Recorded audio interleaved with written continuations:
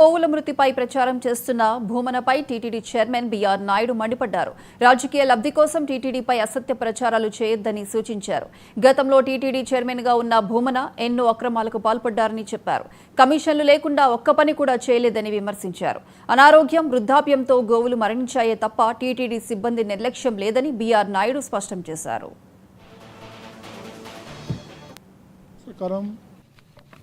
ఒక హిందూ వ్యతిరేకమైనటువంటి వ్యక్తి టీటీడీ చైర్మన్ కావటం మనందరి దురదృష్టం.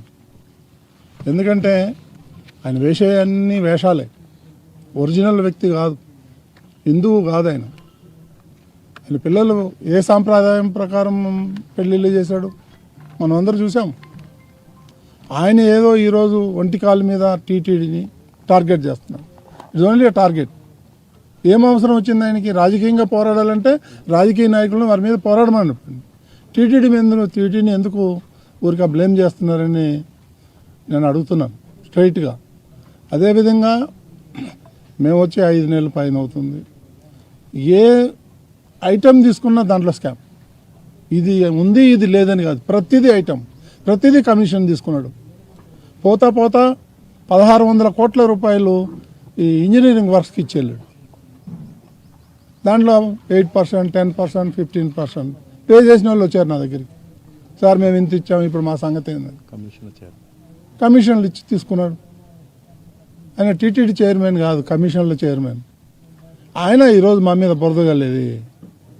ఆయన ఎక్స్పైర్ అయిపోయిన మెడిసిన్ ఆవులకి ఇచ్చాడు, దానా పురుగులు పట్టింది ఇచ్చాడు. ఎప్పుడూ వచ్చింది పాపాన్ని పోలేదు ఆయన. ఈరోజు ఏదో 100 ఆవులు పోయినాయి, చైర్మన్ ఒప్పుకున్నాడు.